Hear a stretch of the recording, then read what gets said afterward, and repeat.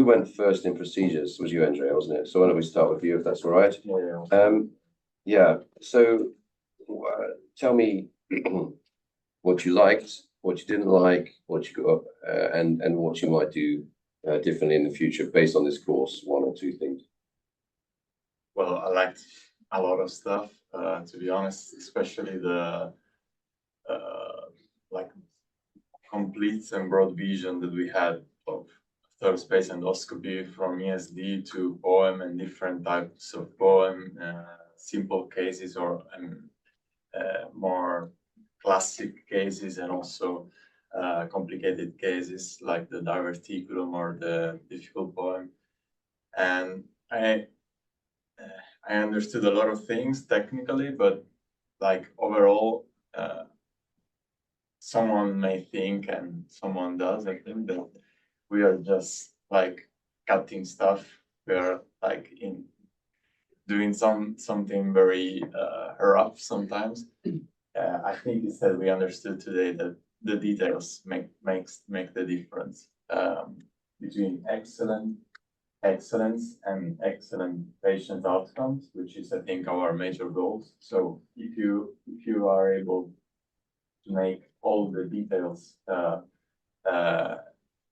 perfect, your outcome will be perfect. And I think this is really the key, because we have seen training for excellence, excellent practice, and also training for excellence. And this is something I think extremely valuable for those who watch. Thank you very much. Something that you would change, or something that you think would be useful for future courses? Maybe that's a better question. Something that we didn't do today that you were thinking during the day, or maybe that would be interesting to do next time, or maybe you need some time to think about that. Well, to be honest, it would be interesting also to see maybe another expert performing the procedures. Maybe something. Invite another person. Yep, I think I agree with that. I mean, you saw some of John's procedures, but you didn't. Sadly, John was going to come, so that was the intention of this course, for John to be here and doing procedures as well. Unfortunately, due to many factors, he wasn't able to. But yeah, I agree with you. I think it would be better if it wasn't just single faculty doing cases.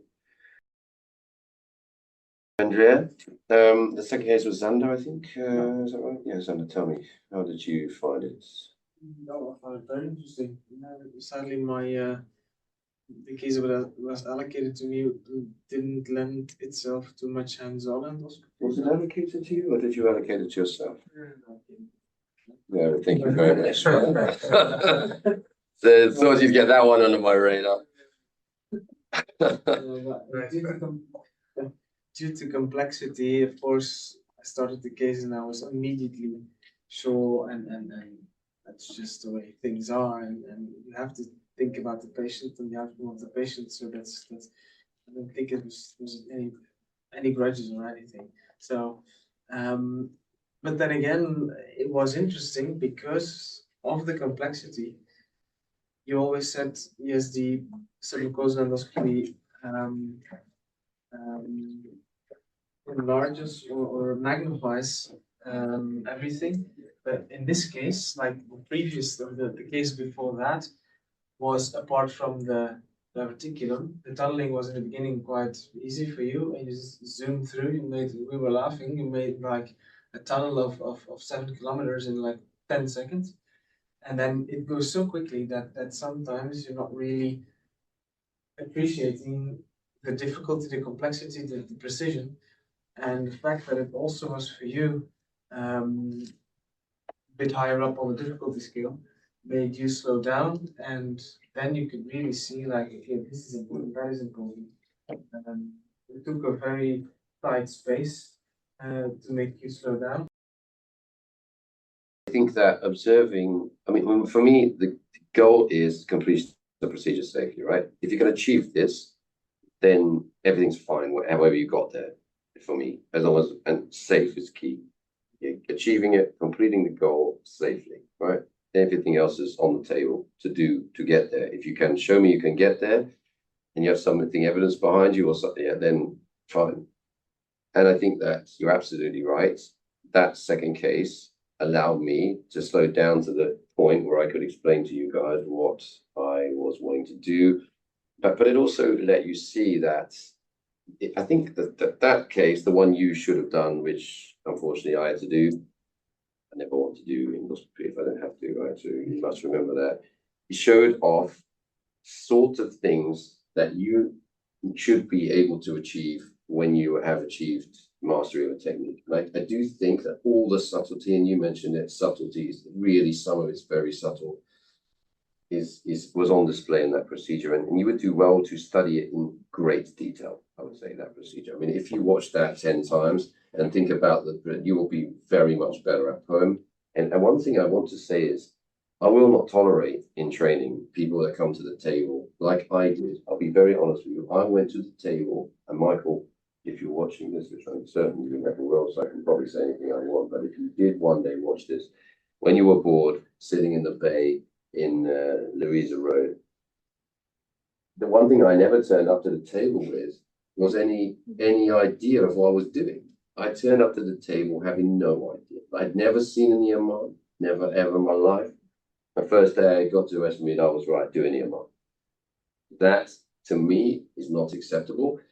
It maybe was acceptable then, because then there was not the wealth of resource that there is now. I will not accept people training, and I will take the scope immediately if I think that they didn't watch, and I've said this to some of you before, if they didn't watch 10 examples on Geeks Online before they come into the live, I won't accept that. And that's maybe something that's my opinion. I think that's something that not everybody has the luxury of, to fall back on an education platform where they say, right, go and watch these 10 examples and then come back to me, and also know if the person did it, by the way, just saying. So I think, yeah, I think that is critical, because it gives it, and you've seen it in the people, you out there, people watching, you've seen it in the trainees today. They've all watched those cases. For sure they have. There's not a chance that Peter Jan could have done what he did today without having watched at least one or two G-poem procedures in his life. And he didn't have to watch them on Geeks Online, he watched them in real life, right? But that's not my point. My point is, you're not touching an endoscope unless you have three things. Well, 4 or 5, but let's just talk about the main ones. Tip control, that could be 3 things. Knowledge, background knowledge, and an understanding of that specific procedure, right? If you can demonstrate that to me, then I want to train you in that procedure. It's unacceptable to come to the table, I think, in 2024 without some virtual knowledge of a procedure. And I think that's what he was saying as well, isn't it? And so if, for example, you wanted to get more experience in poem, you could watch that procedure and dissect it in microscopic detail to understand some of the things which are required to be excellent at poem. Yeah, I mean, I think that avoiding complications should be everyone's primary goal, and a lot of it comes down to competence and your understanding of your own competence, and hopefully observing these limited number of procedures today. There was a broad range of not so much competence of the endoscopist, but I do think that the endoscopists were broadly at the same level of competence. It was more the very broad range of procedural difficulty, going from Andrea's procedure, which I think was moderately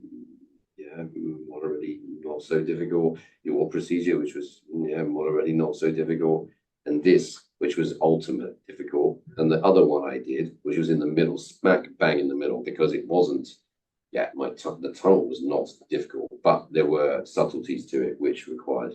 So yeah, I do think you saw the range of procedures, and I wouldn't ever be attempting at home in your first poem the second 2 types of procedures, but the first 2, then I think probably this would be fine.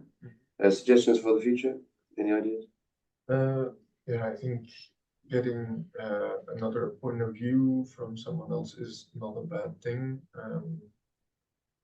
That also depends on how you want to do it, because I think you might need that for the more difficult cases, but I think the standard approach to a Z poem or G poem is in general quite the same. It's more when you encounter the difficult situation.